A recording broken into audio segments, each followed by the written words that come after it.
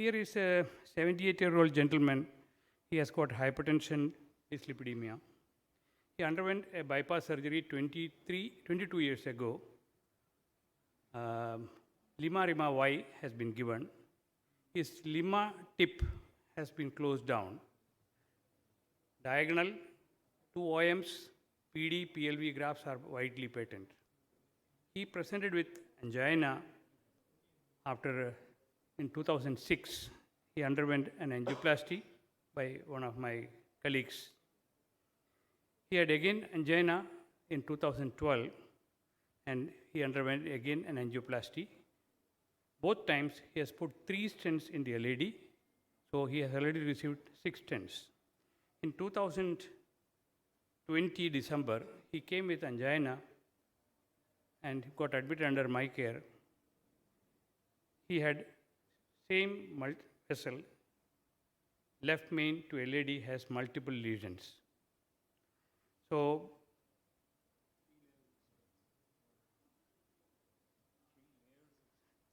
this is the December 20, this was the angiogram. You can see there are multiple lesions in the proximal LAD. There is a mild ectasia followed by a tight lesion where there is an overlap segment. Then again further down there were some lesions. That is also an overlap segment. And the distal LAD was reasonable. So at that time I used high pressure balloon dilatation and put 3 stents. He came back to us again, the next.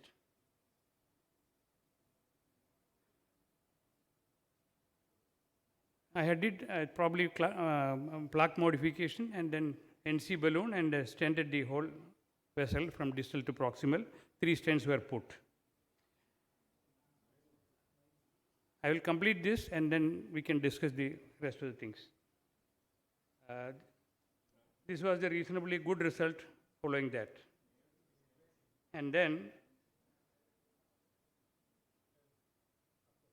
what happened? He comes back on May 21st, 28th, and with ACS, and this was the angiogram.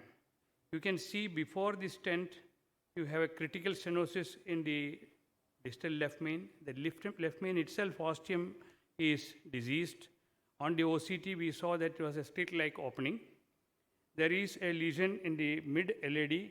Prior to that, there is an overlap segment which has still not expanded, and distal appears to be all right.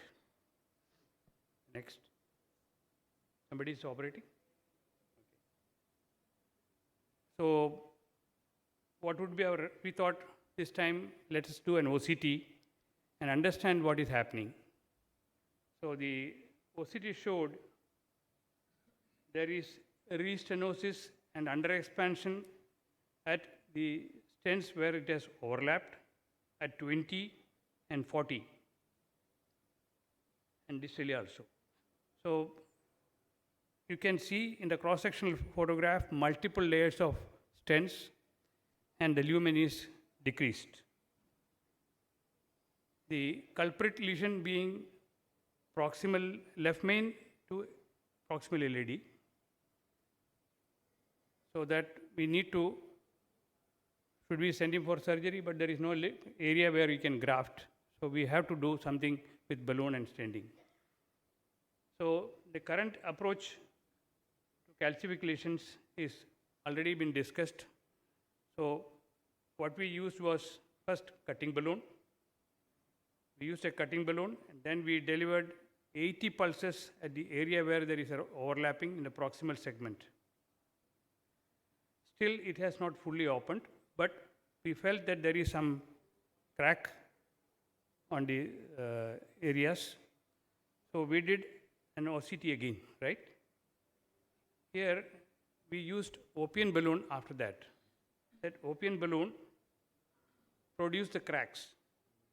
Opium was used from, first we took to 30, and then every 30 seconds, go by 1 millimeter. We took it up to 53 on that proximal segment, other places 40 and 50. So after doing the debulking, adequately, we thought that we will be successful in stenting it. So we used drug-eluting stents, covered from distal to proximal. Next. And then we took an OCT. It's reasonably good, except the distal area has some lesion. And this was the MSA we achieved from initial on the top, and the final was adequate. The distal showed about 3.39 diameter with an area of 9.5, which is good. The mid segment showed 13.65, and the most tightest area was 15.5, and the proximal part was 18.93. So there was reasonable expansion, but we were still worried.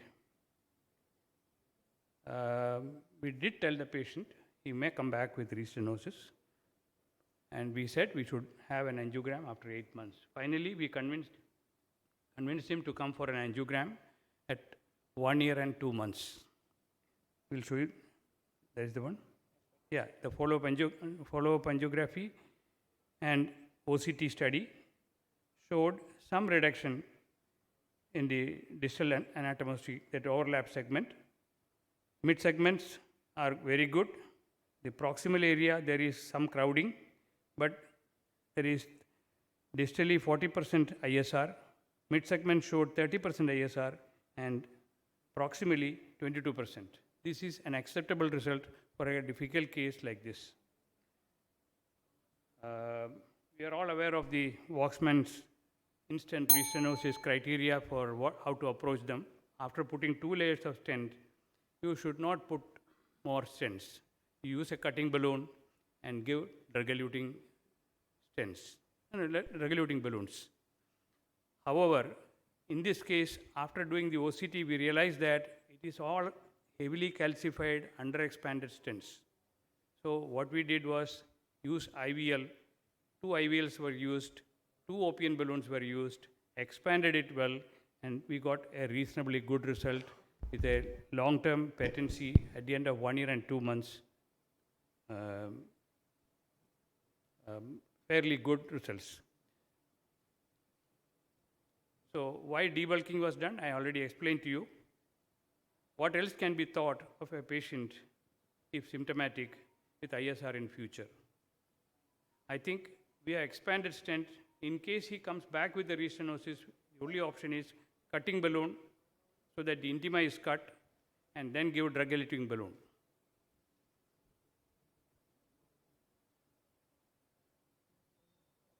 Thank you.